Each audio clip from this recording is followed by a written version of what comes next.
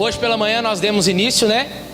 E agora pela noite vamos dar continuidade à nossa série sobre família, colocando a casa em ordem. Amém? De manhã foi uma benção, que Deus me dê graça para ministrar da mesma forma aqui agora pela noite. Então abra sua Bíblia comigo aí, Provérbios capítulo 11.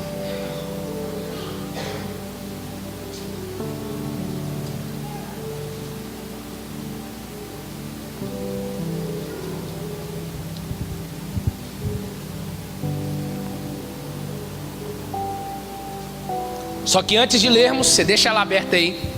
Eu quero dar uma pequena introdução aqui. Preciso que você preste bastante atenção. A necessidade de falar para a família. Quando nós pregamos expositivamente algumas séries, a gente sempre vai falar um pouquinho, mas nós vamos trabalhar dentro agora de forma mais precisa, de forma mais sucinta e peculiar dentro da família. Casais, filhos, pais, nós vamos trabalhar dessa forma. Então o tema de hoje será a importância da família. Família é uma instituição criada por Deus. E é claro que a família, como uma instituição, ela está com um sério problema. Nos anos 60, a sociedade popular abertamente declarou guerra aos ideais históricos do lar e da família. A rebelião foi repentinamente canonizada como uma virtude. O divórcio foi de fato aceito como uma coisa normal e não é mais combatido. A posição da mãe que fica em casa começou a ser caricaturado como um descuidado. Desde então a sociedade tem rápida e imprudentemente adotado os novos valores, filosofias educacionais e até mesmo regulamentos do governo que são hostis à família. A mídia popular, filmes, música, rádio, televisão e até mesmo notícias, jornais, têm agressivamente tentado normalizar tudo o que é aberrante e passa a celebrar tudo o que é disfuncional na cultura moderna, enquanto rebaixa a própria noção de famílias fortes e bem íntimas. A tolerância da nossa sociedade para com o aborto, a homossexualidade, pornografia e outros males apenas tem arruinado mais ainda a base moral da vida familiar. Naturalmente, as famílias estão se desintegrando rapidamente. E esta é uma séria ameaça a toda civilização. Porque a família nuclear, consistindo de pai, mãe e filhos, é a unidade social básica e, portanto, o exato fundamento da própria sociedade. Sem família não há sociedade. Isso é fato. Destrua os laços que unem a família e a comunidade de forma geral se desintegrará. E é isso que está acontecendo diante dos nossos olhos. Nós vamos assistir filmes hoje, totalmente de forma equivocada, tem nos apresentado.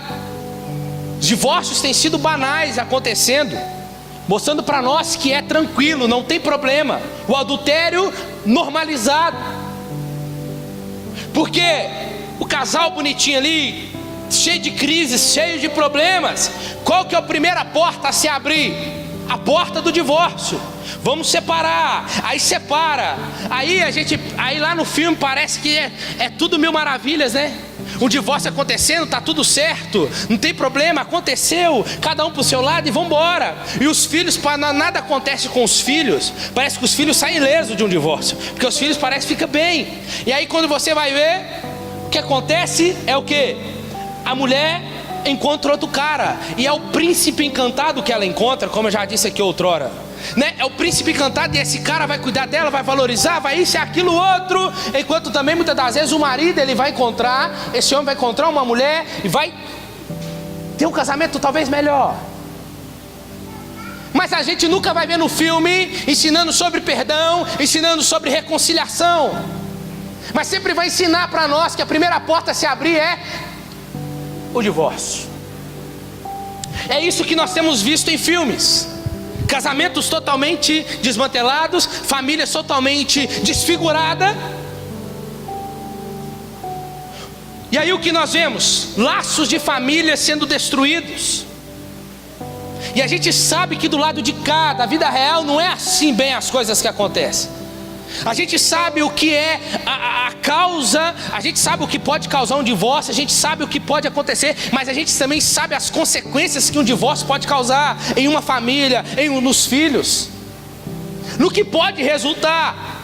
E é claro que muitos líderes de igrejas que são leigos, cristãos, entendem que a desintegração da família é um dos maiores desafios que a igreja enfrenta na nossa geração. Existe uma multidão de ministérios da mídia evangélica, publicadores cristãos, organizações para-eclesiásticas e programas para pais cujo propósito é contra-atacar essas culturas que ameaçam a nossa família. Alguns esperam resolver o problema por meios políticos e legislativos. Outros pensam que a melhor maneira para influenciar é o quê? Entrando na cultura, através da arte, mídia, educação. Sim, fato. E ainda outros crer num cuidadoso treinamento em técnicas de criar filhos, em que as mães e pais precisam de mais métodos de disciplina, sistemas para ensinar e ter responsabilidades. E o que nós vamos ver é que todas essas coisas são boas e úteis na medida apropriada. Mas a melhor e mais importante maneira que os cristãos devem buscar reagir, para reagir às tendências de uma sociedade hostil à família, é fazendo o quê? É fazendo da palavra de Deus o centro e o foco da família. O mais profundo e duradouro impacto que nós podemos fazer na sociedade começa com o fortalecimento das nossas próprias famílias. E a única maneira duradoura e efetiva de fazermos isso é dar à palavra de Deus o lugar de direito na nossa família. Afinal de contas, quando Deus esboçou o seu plano para Israel, para as famílias de Israel, esta era a essência ali, inteira do seu projeto de criação de filhos na vida do lar. E a palavra de Deus era para ser central em cada aspecto da família. Ela foi dada para ser o principal assunto da instrução dos pais para os filhos e para toda a família. Deuteronômio 6:6. O Oxemá Israel, disse o Senhor para Moisés: Moisés, diga para o meu povo: ouve, ó Israel, o Senhor teu Deus. Pega essas palavras e ata elas no teu coração, e delas você falarás andando, você falarás ao deitar, você falarás ao assentar. Coloque nos umbrais da porta para você não se esquecer, e na testa, como um sinal que de fato vocês são uma família alicerçada na palavra. Edificar uma família centrada na palavra é, portanto, a exata essência da responsabilidade de Deus, que tem dado aos pais, aos maridos e esposas. É um dever que cada um dos pais que aqui está deve abraçar alegre e avidamente. Ter e formar uma família centrada na palavra tem que ser uma alegria e não um trabalho penoso. Esta é a maneira que Deus planejou que fosse. Qual que foi o único e mais importante detalhe das palavras de Deus para Moisés? Foi o chamado de Deus para ter casamentos, famílias e lares cheios da palavra. Esse chamado é declarado por Paulo no Novo Testamento, e eu creio que ele representa a ordem de marchar da parte de Deus do céu para nós. A obediência a esse chamado é a única chave que destrancará a porta para um casamento tranquilo, uma família feliz e um lar cheio de alegria. Todavia, por mais estranho que possa parecer, este mesmo conceito é estranho para a maioria do povo de Deus nessa geração. É totalmente diferente, porque o modelo de família que nós cristãos tínhamos que ter é o modelo que a Bíblia nos ensina. Mas o modelo de família que nós estamos presos é o modelo da família que está lá na televisão, é o modelo da família que está lá no Instagram. O modelo de marido que eu quero é o modelo de marido que é aquele que está lá no Instagram, é aquele da novela. O modelo de esposa que eu quero é o modelo que aquela mulher é no filme, é aquela mulher que é na televisão, que é na novela. E a gente começa a comparar e vamos fazendo do nosso casamento, vamos fazendo da nossa família. Talvez os filhos começam a dizer e começam a olhar aquilo: eu queria ter um pai daquele jeito, eu queria um pai que me desse tudo, eu queria um pai assim, eu queria uma mãe desse jeito. E aí começamos uma fase de comparação e começamos a olhar para dentro da nossa casa e falar: ai, que merda, olha isso aqui, oh Deus, por que o Senhor me colocou aqui? Por que o Senhor me deu um pai desse jeito? Por que o Senhor me colocou na outra família? Senhor, eu não queria, por que essa esposa? Eu não queria isso. E aí começa a abrir brechas e brechas e brecha para dentro do casamento, para dentro da família. Só que entenda o que acontece. Por que acontece isso? Porque nós negligenciamos a palavra de Deus, ela é ignorada e depreciada. Um passeio no shopping, uma loja de departamentos familiar, local, um evento esportivo vai te alertar sobre isso. Mas nós temos ao nosso redor umas gerações de pais frustrados e esgotados que não sabem como lidar com seus filhos.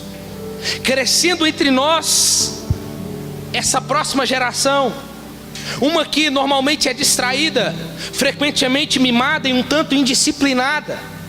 Os sinais e os sons de desrespeito nós vemos assim, na nossa frente. Egoísmos por toda parte. Mas tem uma coisa: por que nós falhamos como pais? Por que nós falhamos tanto como maridos? Por que nós falhamos tanto como esposas? Por quê? Por que falhamos de várias maneiras? Como lidar com o fracasso?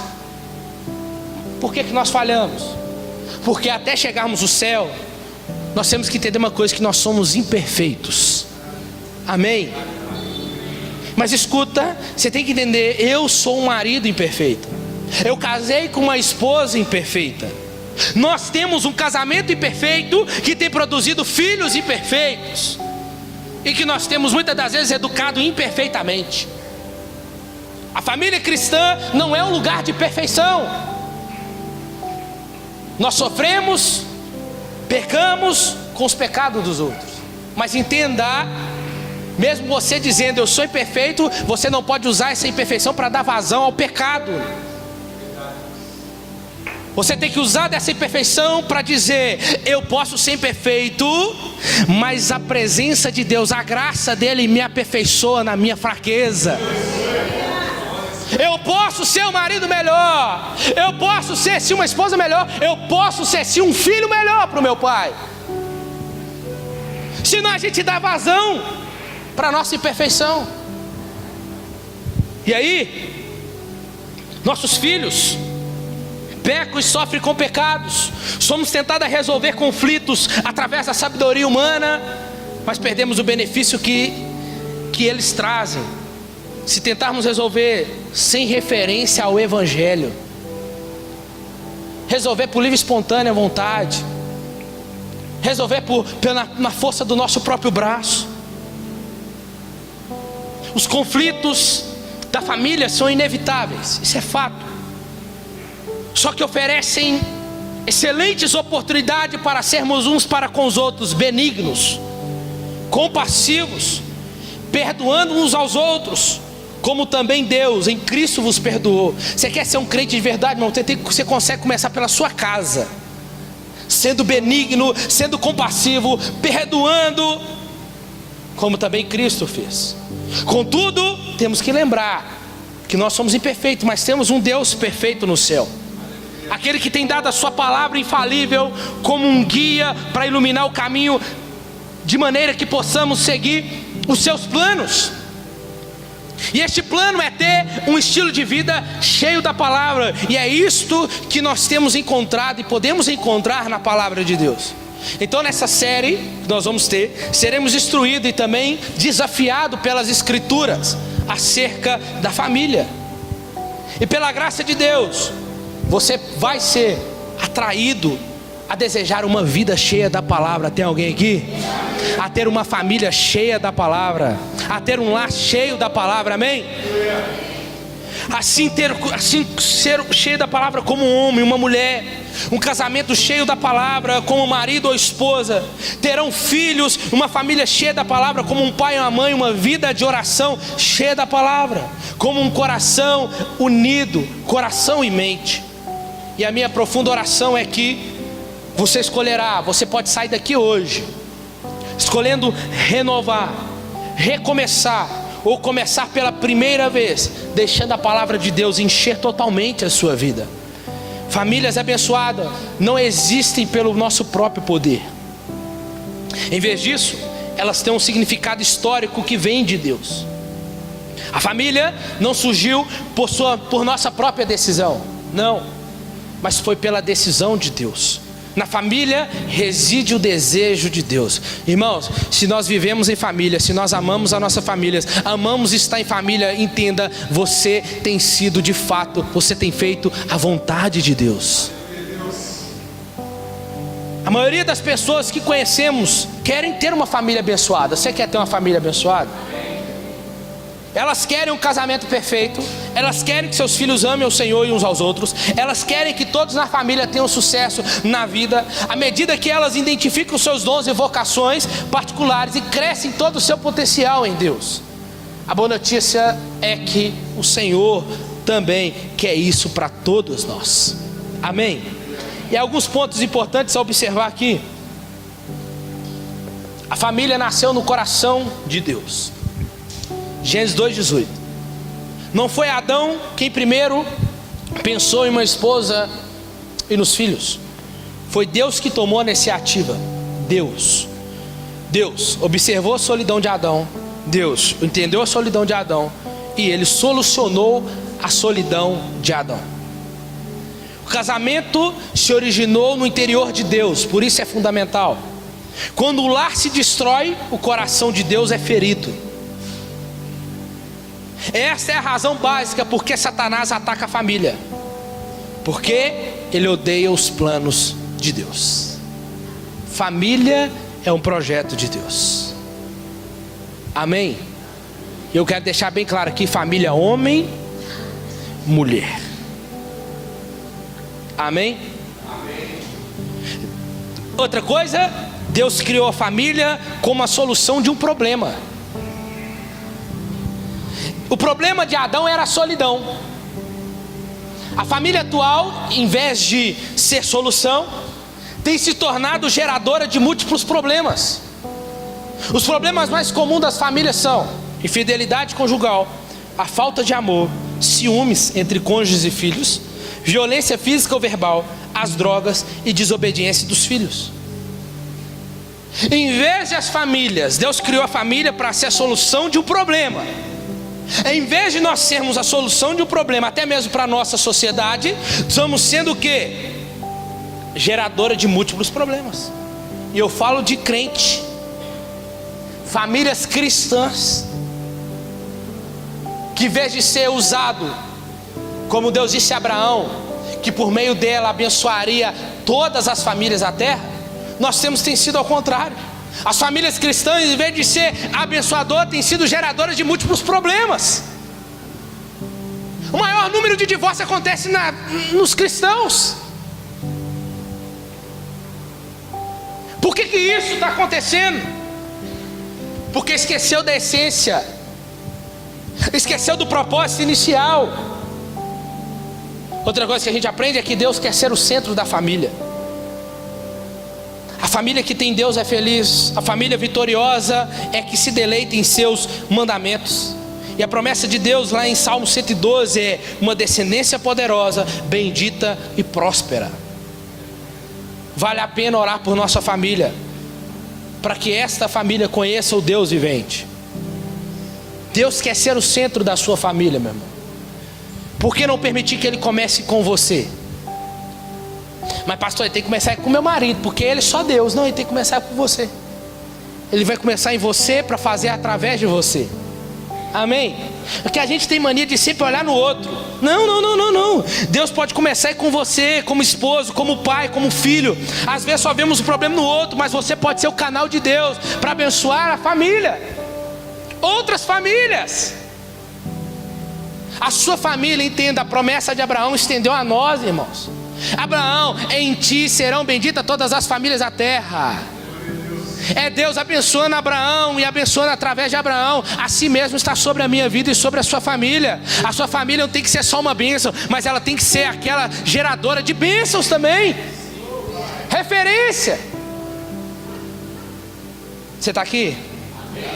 Vamos ler o texto? Olha aí, Provérbios 11, 29. Quem dirige mal a sua casa acaba sem nada. Quem não tem juízo será sempre escravo de quem é sábio. Vamos lá. Só aí.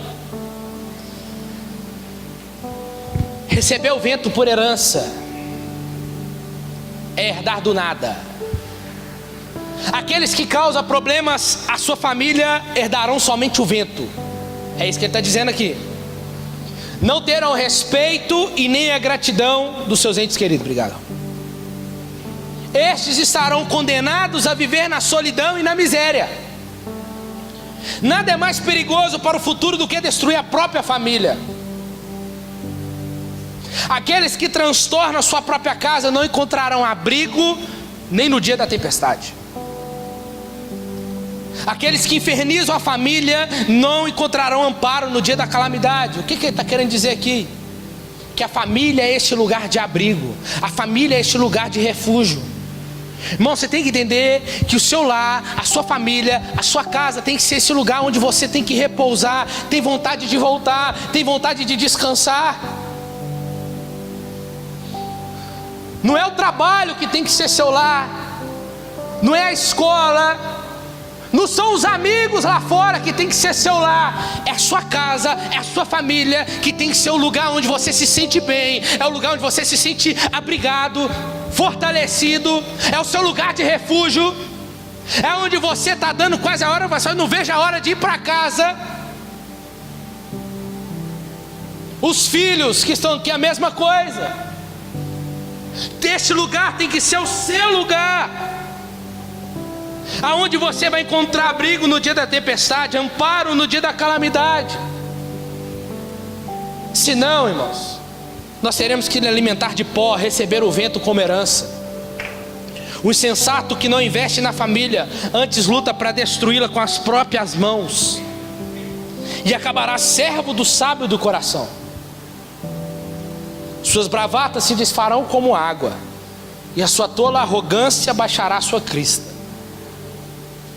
Nessa hora, é o que ele termina dizendo: o jugo da escravidão lhe esfolará o pescoço, pois desprezou tanto a família como a sabedoria. O texto em tela aqui é um alerta para nós, que nós precisamos investir na nossa família, para não termos apenas o vento como herança. Precisamos buscar sabedoria para não sermos escravos dos sábios. Aquele que não cuida da sua família, diz Paulo, é pior do que o incrédulo. Nossa casa precisa ser o primeiro território da nossa generosidade. Paulo diz: qualquer pessoa que não cuida dos seus parentes, da sua família, especialmente da sua própria casa, este negou a fé e é pior do que o descrente. Muitas pessoas só valorizam a família em termos emocionais, quando está tudo bem. Gostam de ir visitar as famílias, gostam de estar junto com os irmãos, visitar os pais, só quando está tudo bem. O problema dessa avaliação é que, para quem pensa dessa forma, a família é boa somente quando as circunstâncias respaldam em sentimentos positivos. Quando há crises, dificuldades de relacionamento ou qualquer outro desgaste nas emoções, para os tais, o valor da família fica seriamente comprometido. Não, ali eu não vou não, acabou para mim. Atribuir ao lar apenas valor sentimental pode ser muito traiçoeiro. Precisamos ir além, irmãos, e entender o valor que Deus dá à família. Somente com isso é possível trabalhar melhor o emocional, permitindo que se alinhe o que as escrituras nos ensinam. A gente fala de perdão. Eu falei pela manhã aqui, se a gente for pelo emocional, a gente não perdoa o marido, a gente não perdoa a esposa, a gente não perdoa os filhos não perdoam os pais. E vai cada um vivendo do seu jeito. Mas não é sobre o que você sente ou deixa de sentir. Você é crente, você é cristão. Perdão é uma escolha, perdão é uma obrigação minha e sua. Se você quer ir para o céu, é obrigação. Eu esperar sentir, na hora que eu sentir eu vou lá e perdoo. Não, você nunca vai sentir. Nunca. Só que entenda, o perdão não faz mal para o outro, a falta de perdão faz mal para você. Porque ela vai gerando raiz de amargura, como diz o próprio Jesus, e vai te matando por dentro. Perdoar é isso. Quando tiver a poeira, quando tiver tudo tranquilo, eu vou lá e perdoo. Não. O que está precisando fazer? Esperar as coisas ficar boas? É agora. É para já. Escuta, o Senhor não trata apenas com indivíduos, mas também com famílias. É claro, com a salvação, a fé, as escolhas, o juízo, Ele vai trabalhar de forma individual. Porque Paulo diz: a cada um de nós prestará conta de si mesmo diante de Deus. Contudo, no que se refere a propósito e não responsabilidade, a Bíblia apresenta um Deus que pensa em termos familiares. Quando o Senhor chamou Abraão, Ele disse: Abraão, sai da sua terra, da tua parentela. O Senhor está tratando com ele, com o indivíduo, mas também enfocava a sua família. E da casa do teu pai vai para a terra que te mostrarei, farei de ti uma grande nação, e abençoarei aqueles que te abençoarem, para que você seja uma bênção. Em você serão benditas todas as famílias da terra. O Senhor fala de multiplicar e abençoar a família de Abraão, com o propósito de abençoar todas as famílias da terra. Ou seja, Deus promete abençoar uma família, para que por meio dela abençoar as demais famílias do planeta. Encontramos esse padrão também em Noé. O que Deus faz? Vou trazer um dilúvio, as águas vão encher toda a terra e vai destruir tudo. Mas com você, Noé, estabelecerei a minha aliança. Você entrará na arca, você e seus filhos, a sua mulher e as mulheres dos seus filhos. Noé atraiu a atenção de Deus com sua integridade, mas o livramento estendeu a toda a família. As escrituras mostram que Deus não somente abençoa a família, mas também a vê como uma bênção a ser oferecida para a humanidade. Disse Deus, diz Salmo 68: Deus faz com que o solitário more em família, liberta os cativos, lhe dá prosperidade, só os rebeldes habitam em terra estéril. O Senhor faz com que a mulher estéril viva em família e seja alegre mãe dos seus filhos. Durante muito tempo, irmãos, a gente olha para cá e acredita que o Senhor abençoava a família porque ela é importante para nós. Mas não é assim.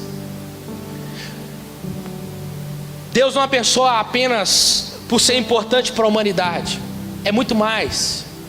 A família é importante para Ele. Para Ele. As bênçãos prometidas somente fortalecem o conceito de que, antes de tudo, o Senhor importa com a família e a valoriza. Além das bênçãos, encontramos a palavra de Deus, os mandamentos familiares. O mesmo Deus que criou a família também decidiu protegê-la, dando à humanidade leis que visam a preservação dessa instituição. Entre os 10 mandamentos, 3 são diretamente ligados à questão familiar: honrar os pais, não adulterar e não cobiçar a mulher do próximo. E é notório que as Sagradas Escrituras estejam repletas de ordens ligadas à família. Esses mandamentos, se obedecidos, trazem bênçãos para a vida daqueles que praticam. Para os filhos, obedeçam seus pais no Senhor, pois isso é justo. Honre o seu pai e a sua mãe, que é o primeiro mandamento que promete, para que tudo te corra bem e você tenha uma longa vida sobre a terra. O que a gente vê hoje? Filho encara o pai, irmãos. Filho mata o pai, grita com o pai. A gente acha normal. Vou falar melhor ainda. Não é os grandão não. Tá começando, é pequenininho já. Pondo moral na mãe e no pai. É, ué. Não faz isso não. Não faz isso não. Alguém aqui morreu por ter apanhado? Ah, que bom, eu também não.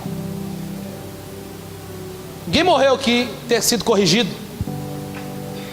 Por isso vocês estão aqui bonitinho bem hoje, né? E eu sou grato a Deus pela vida do meu pai, porque eu apanhei de correia.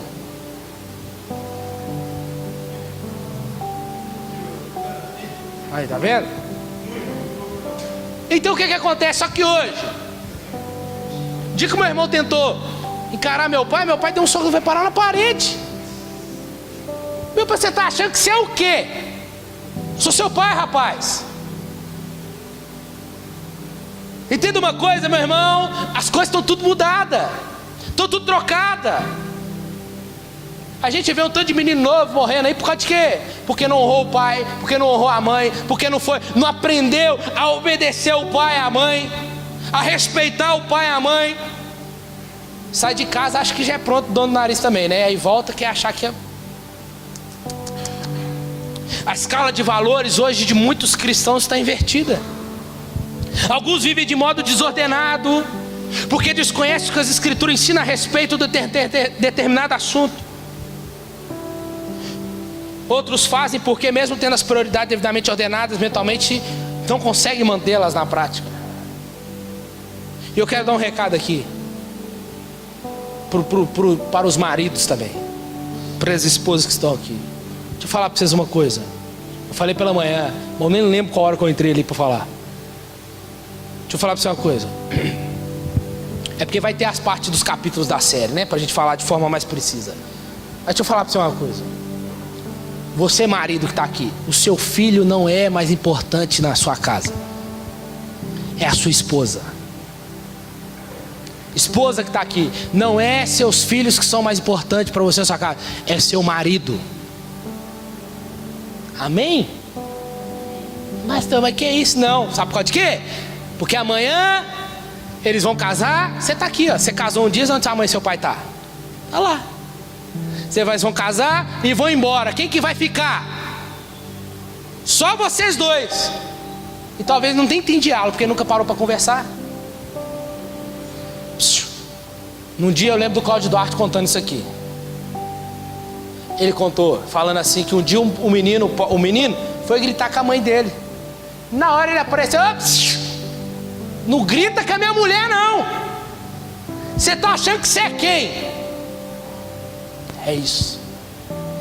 É sobre isso. Lá na sua casa, o seu marido é mais importante do que o seu filho. A sua esposa é mais importante do que seus filhos. Pastor, é incoerente. Não é, é bíblico. Porque eles vão embora e vocês vão ficar lá. Aí você deixa de cuidar da sua esposa, você deixa de cuidar do seu marido e vai ficar dando atenção só aos seus filhos. E amanhã vai sobrar o quê para o seu casamento? Vai sobrar o quê para o seu marido? Vai sobrar o quê para a sua esposa? Nada. E vocês têm que ser, nós temos que ser referência para os nossos filhos. Não é a novela, não é os filmes. Temos que ser referência para eles dentro de casa. Olha lá meu pai, ó. Eu quero proteger a minha esposa, como meu pai fez aqui, ó. É isso aí, ó. Eu quero amar a minha esposa assim como meu pai ama a minha mãe. Zelar por ela, cuidar dela, amar ela. Olha minha mãe, eu quero ter uma esposa igual parecida com a minha mãe. Na forma de amar, na forma que cuida do meu pai, na forma que zela pela casa. É assim que eu quero. Senão fica lá buscando comparação lá, ó, lá nas novelas. Mentira. Porque o marido bom é sempre lá, né? O das novelas. O marido bom é sempre dos filmes. A esposa boa é sempre a dos filmes. Os filhos mais bonitos são os dos filmes. Não, meu irmão, a família mais linda é a sua. O marido mais bonito é o seu. A esposa mais bonita é a sua. E os filhos que vai te dar mais orgulho são os seus. Amém, maridos? Amém, esposas? Faça isso que vai dar tudo certo.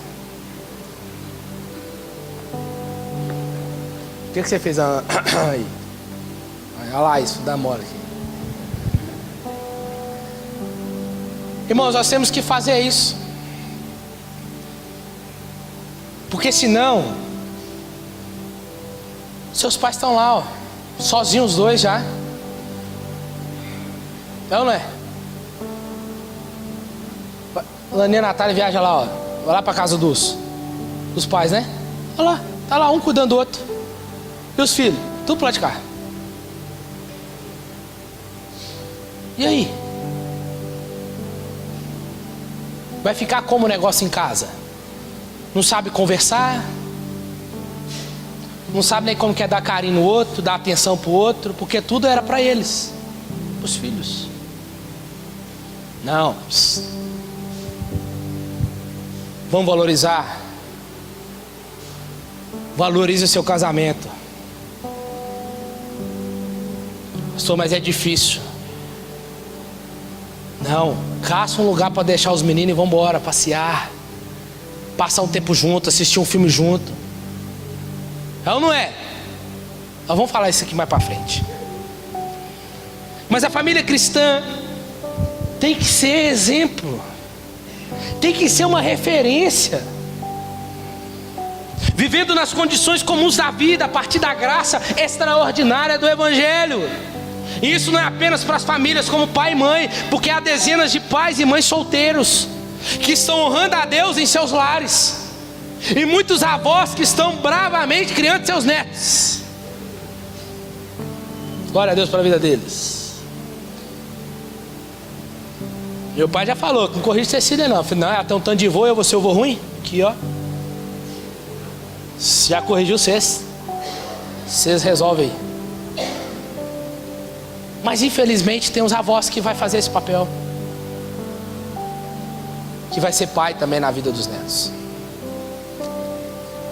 Irmãos, a família é o palco das nossas maiores alegrias e também um cenário das nossas dores mais profundas.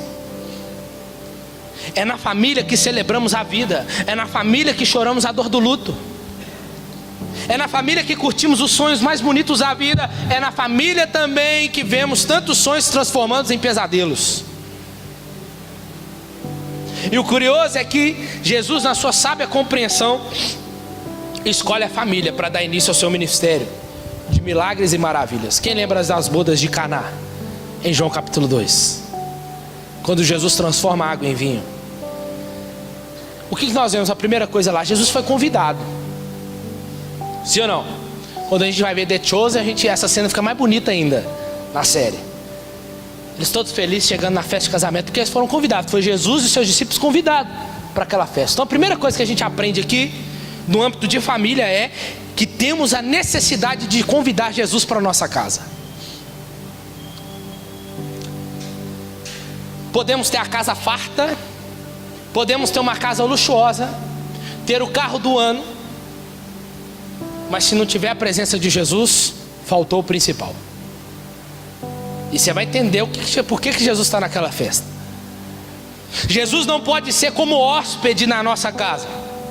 Ele deve estar na nossa casa, não para ser um hóspede, mas para ser o Senhor da nossa casa. Outra coisa que a gente vê, nossa, para entender isso, irmão, você precisa reconhecer. Você tem que bater a mão no peito e falar assim: Senhor, eu reconheço que de fato, peraí, está tudo certo, as contas estão pagas, tem um salário bom, faço isso, faço aquilo, está tudo certo, mas parece que está faltando alguma coisa. Os problemas que aparecem eu não consigo resolver. Você não vai, porque você precisa reconhecer a necessidade de ter Jesus na sua casa.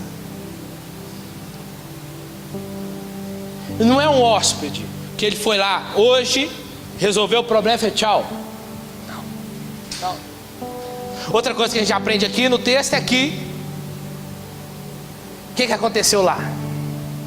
Eles estavam curtindo a festa, estavam servindo os bebes, comes e bebes, e faltou alguma coisa lá. Não é? Faltou alguma coisa. E é um problema, porque faltar o vinho naquela época era cometer uma gafe, era uma vergonha para o noivo, para a família. Então a segunda coisa que a gente aprende aqui, que quando Jesus está presente na nossa casa, não é inibida de problemas. Isso é lindo. Porque o que nos ensina? Que nós não estamos blindados com os problemas da vida. Na casa de um crente chega doença, Chega problemas financeiros, chega dificuldades. Em Caná da Galileia o vinho acabou. Vai ter briga, vai ter discussão, vai acontecer. Mas mesmo Jesus estando presente, o vinho é um símbolo de alegria na Bíblia. Então mesmo Jesus estando presente, a alegria pode faltar. Mesmo sendo cristãos, estamos sujeitos a passar por dificuldade dentro da nossa casa. Mas agora você vai entender a importância de Jesus estar lá. E aí sabe o que vai acontecer? Maria, olha lá, achou o problema. Maria foi a primeira a chegar lá. O que aconteceu? Faltou, o vinho acabou. E agora? O que Maria fez? Identificou o problema. O que nós precisamos fazer na nossa casa? Identificar o problema. Mas o que a gente gosta de fazer? Alargar o problema. Não é?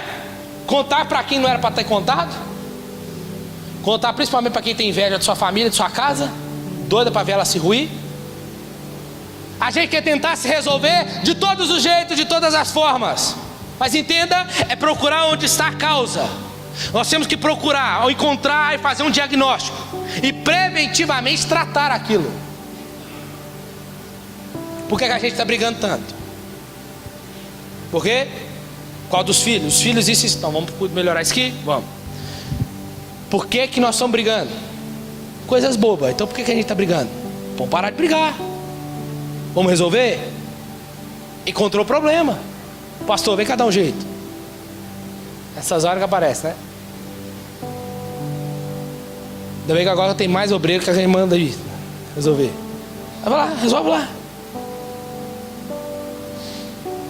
Mas o segredo está onde? Ah não, vamos esperar a tampa da panela explodir, aí a gente pede ajuda? Não é? É esperar os filhos descambar pro resto fora para a gente pedir ajuda. Vou esperar o casamento ficar aqui, ó, aqui assim, aí a gente pede ajuda? Poxa, já sabe o problema, tem que reconhecer, diagnosticar. Escuta uma coisa: os maiores impérios do mundo foram derrotados não por causa do poderio militar ou político de mais alguém, mas porque eles se tornaram vulneráveis quando pararam de dar atenção para aquilo que estava acontecendo no lar. O que está acontecendo no seu lar, irmãos? Identifica o problema. O lar não é apenas uma estrutura física onde a família mora. Não é apenas o endereço de retorno do seu correio ou lugar onde que se estaciona o carro à noite. Deus concebeu o lar para constituir uma parte central da nossa vida. Achou o problema? Vamos resolver. Vamos cuidar. Os maridos que estão aqui, principalmente, que é o mais difícil, é reconhecer que precisa de ajuda. Se precisar sentar para fazer uma terapia de casal, vai sentar e vai fazer. Se você quer salvar seu casamento, vai sentar e vai fazer. A esposa também que quer salvar seu casamento, que quer honrar o Senhor no casamento, tem que reconhecer também que precisa de ajuda. Os filhos da mesma forma. É identificar o problema e tratar, e não ficar esperando. Ó, eu vi fulano, acabou. O que aconteceu, ó, não estou sabendo de nada. Por quê? Porque ou o pastor é o primeiro a saber, ou ele é o último a saber, quando já aconteceu tudo. E na maioria das vezes, sempre aos membros da igreja já está todo mundo sabendo, mas ninguém teve coragem de contar para o pastor. Estou abrindo a boca aqui para falar, porque aconteceu isso aqui já. Não falo só em âmbito de casamento, não, eu falo de pessoas.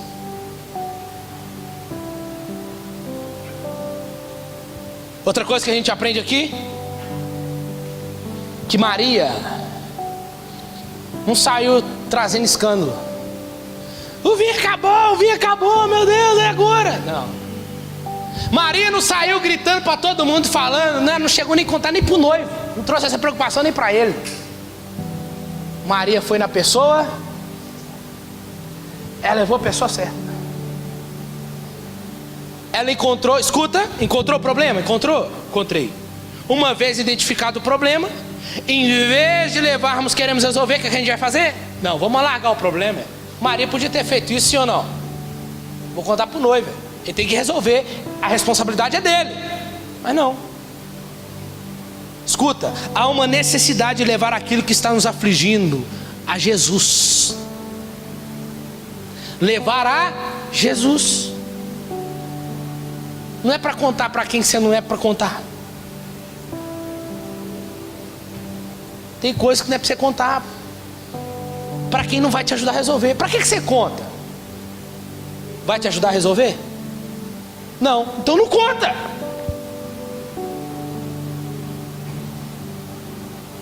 Por que a gente gosta de fofocar? Mas a outra pessoa não vai ajudar em nada. Ah, não, é porque eu gosto de conversar fiado mesmo. Vamos jeito. Você viu o casamento do fulano? Tá indo por água abaixo. O que você está fazendo para resolver? Por que você está falando mal dele? Está fazendo o que para resolver? Vou orar. Vou orar por eles. É isso que nós temos que fazer. Encontrou o problema? Conta para Jesus, irmãos. Leva até Jesus, fala para Ele. Quando você chega, comenta com o pastor, me ajuda em oração, eu preciso disso, o casamento está assim, se assado. Vamos ajudar, vamos trabalhar, vamos orar, vamos buscar ajuda. Isso é levar Jesus. Mas vai esperar até quando? Outra coisa que a gente aprende no texto é: Jesus vira para a mulher, para Maria, e fala: Maria, ou mulher, né? Mulher, que tenho eu contigo? Ainda não é chegada a minha hora. Jesus não está sendo rude com ela, nem sem educação, mas a gente acha que está sendo por causa da nossa cultura aqui. Mas não tem nada a ver. É como se Jesus está sendo educada com ela. Quando ele fala mulher, é como se ele estivesse dizendo Nossa Senhora. Ele fala, é como ele fala lá na cruz: eis aí, mulher, eis aí o teu filho, Senhora. É tipo isso que ele está dizendo, educadamente. Mas o que a gente aprende aqui é que é necessário também aguardar o tempo certo de Jesus agir. Jesus não age de acordo com a nossa urgência, mas no tempo já proposto por Ele mesmo. Você já levou? Já levou para Ele? Agora aguarda. Acalma. Porque Ele vai fazer. Porque Ele age dentro do tempo dEle. E há determinadas lutas dentro da nossa casa que temos que aprender a esperar Ele agir. Ah, mas Jesus está demorando demais, eu tenho que fazer alguma coisa, eu tenho que resolver, eu tenho que dar um jeito. Não! Esperar é confiar. Nós estamos aqui no ambiente de família. A outra coisa que a gente faz é que Jesus vai até o encontro daqueles homens lá, os servos, fala assim: encher as talhas de água. E Maria falou para eles: faça tudo o que Ele mandar. Encher as talhas de água, encheu? Agora leve o mestre sala. Outra coisa que nós temos que fazer é fazer o que Jesus mandar. Quantas vezes obedecemos a Deus? Pois quando era para demonstrar confiança, a gente, não, pode deixar que eu dou um jeito aqui, pode deixar que eu resolvo aqui.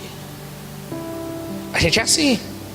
Tenho 30 anos de casado. Ai, bonzão, eu sou o mestre, eu sou o maridão, eu sei de tudo. Ah, sabe, seu casamento pode estar mais forte, mas é alicerçado, mas não é inibido de problema. Pergunta para qualquer casal: quantos anos seus avós têm de casado?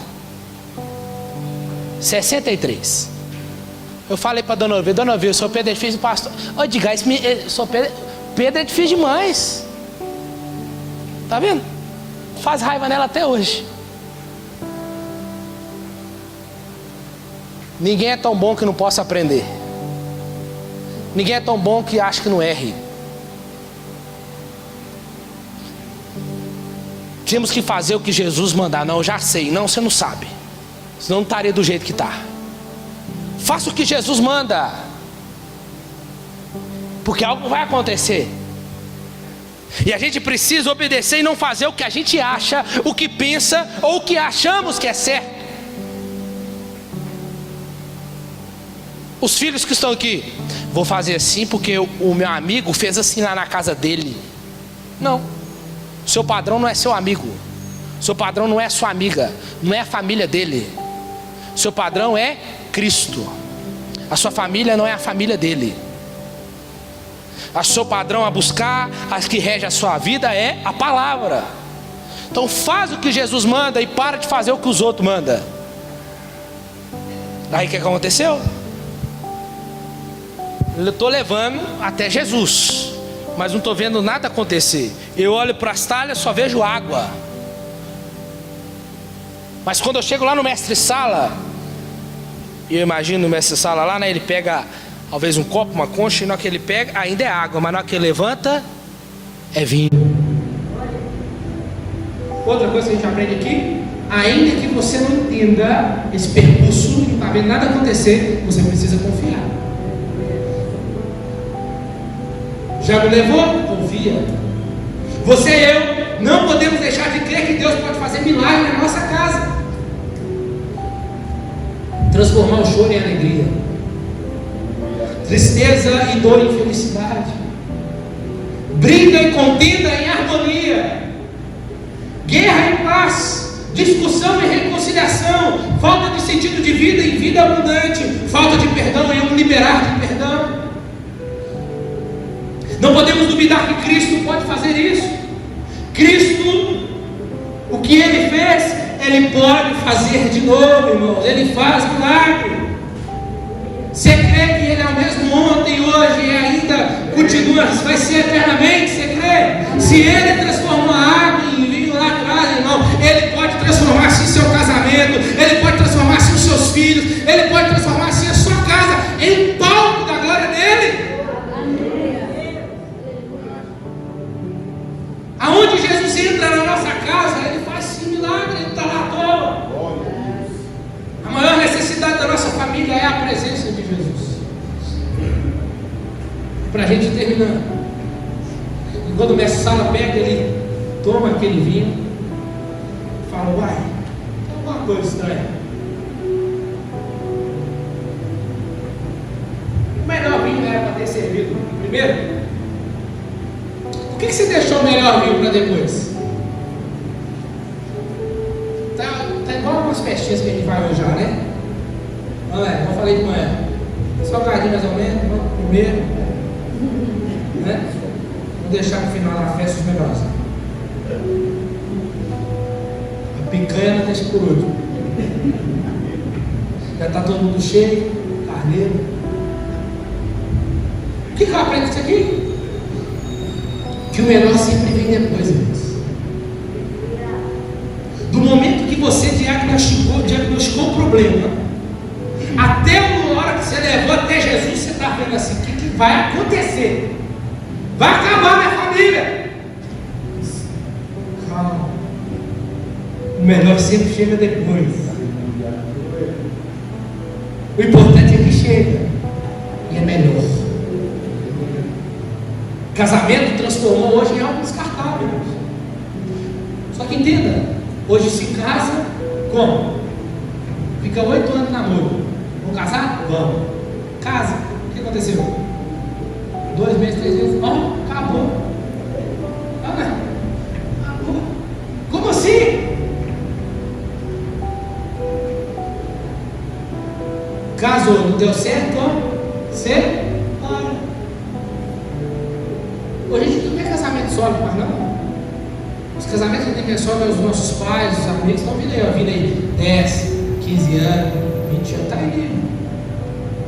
Olha os meninos novos que estão casando hoje. Casa não tem estrutura nenhuma, não tem acesso nenhum. Igual eu falei quando eu preguei aqui, né? Vou casar. Você trabalha? Não. Mas você tem uma casa? Também não. Eu só tenho vontade de casar, vontade de barriga. Não é assim que nossos pais dizem? Eu quero casar. Motivação até boa, né? Mas tudo que está por trás está tudo errado, tudo desmantelado. Não tem nada, não tem uma estrutura criada, não tem nada.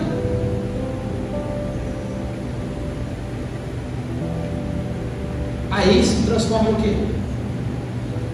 Um casamento que entra para dentro de um lugar sem instrução nenhuma. Mas também,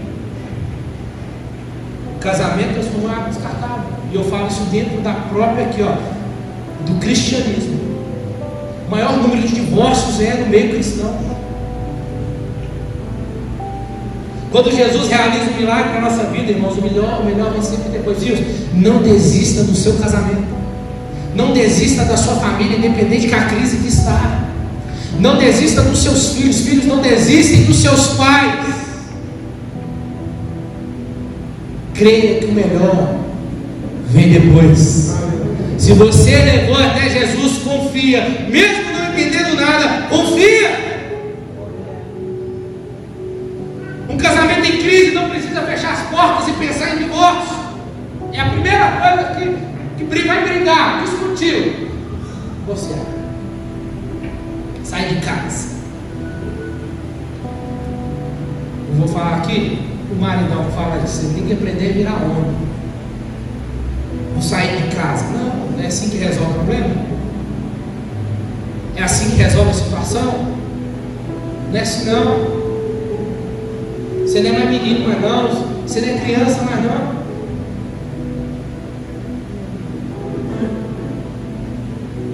Não só para atacar ela. Não, vira homem. Toma atento. Toma jeito. A mulher é a mesma coisa. Vou ter uma briguinha, quero que toma jeito. Seu casamento não é algo descartável não. Seu casamento, se você casou pro resto da sua vida. Então espera Jesus matar ele ou matar você. Mas continua casado em nome de Jesus. Acredita na família, meu irmão. Porque tem alguém no céu que acredita na sua família. Você está aqui ainda? Aleluia. Um casamento em crise pode colocar a causa diante de Jesus nos meus melhores dias. E por último, versículo 11 de João 5.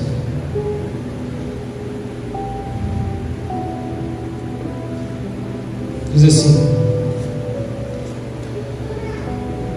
depois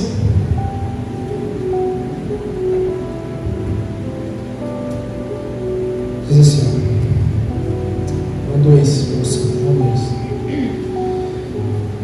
e disse-lhe Jesus, depois que o mestre Sala tomou, com este deu Jesus princípio aos seus sinais em Caná da Galileia, e manifestou a sua glória, e os seus discípulos creram nele. Escute aqui: o melhor lugar para Jesus manifestar a sua glória é dentro da sua casa. Não é aqui. Não é aqui. É lá na sua casa. Aqui é o externar da sua casa. É lá. É lá dentro da sua casa. Quando Ele faz maravilhas na nossa vida, no casamento, nos filhos, nos pais, na nossa família, a glória dele resplandece na nossa casa. Duas coisas acontecem: primeiro, Deus é glorificado. Segundo, as pessoas vão crer no Senhor Jesus através da sua família. Rapaz, o que aconteceu? Estava por um filho? O que aconteceu? Jesus. Rapaz, agora não me passa a receita. Passo. Convida Jesus. O que vai acontecer? Rapaz, vocês estavam distantes do outro. Vocês não tinham separado no papel, mas estavam para lá ou para cá. Mas irmão, Jesus, eu não desisti do meu casamento, eu não desisti da minha casa. Seus filhos, o que aconteceu com seus filhos? Parecia que já estava descendo, era um caixão já. Não, Jesus entrou, Jesus restaurou, Jesus libertou e trouxe ele de novo. É isso, irmãos. A primeira saída não é o que você pensa primeiro. A sua primeira saída se chama Jesus. A sua família é palco da glória de Deus. Todo mundo pode olhar e falar mal dela, mas é a sua família. Você ama ela. Você crê no que Jesus tem para ela. Seus filhos podem ser o mais difícil, mas eu acredito no que Deus tem na vida dele. Eu creio na salvação dele, eu creio na libertação dele. Eu creio que ele vai ser um grande homem do Senhor. É isso.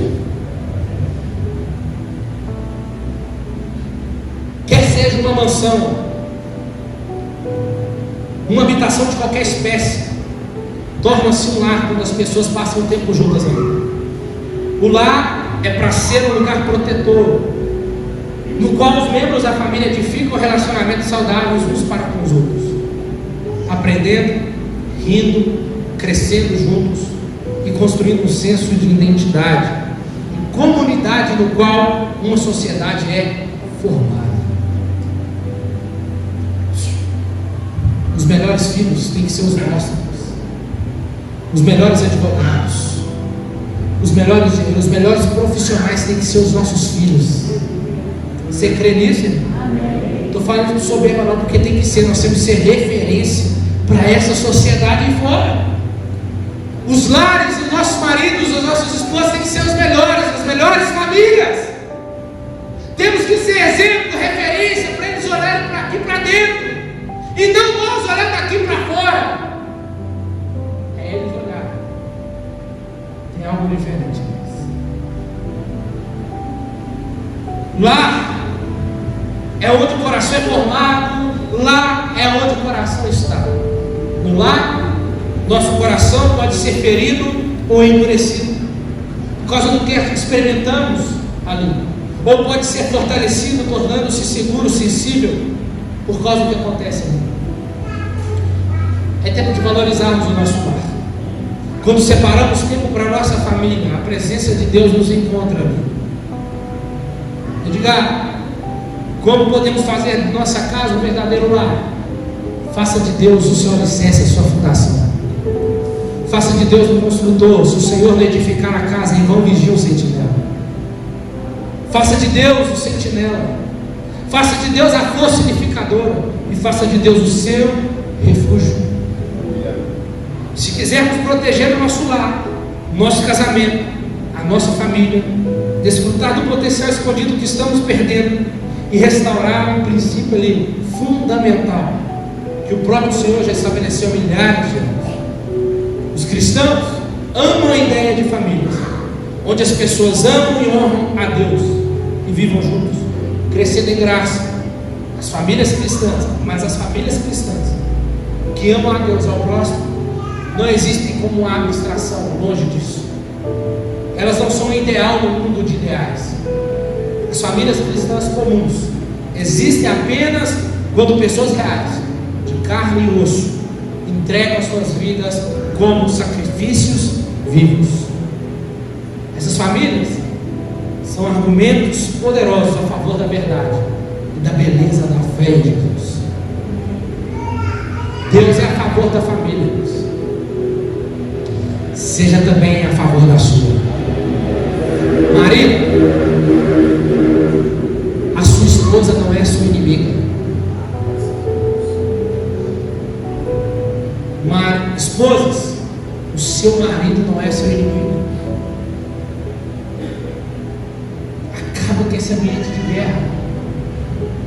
Muitos de vocês vão ter que dar um passo para trás e olhar: pera aí, o que está acontecendo? Seus filhos não são seus inimigos. Os nossos inimigos, potestade e principados que estão trabalhando em todo momento para destruir a nossa família. Amém? Seja a favor da sua família. Fica de pé do seu lugar.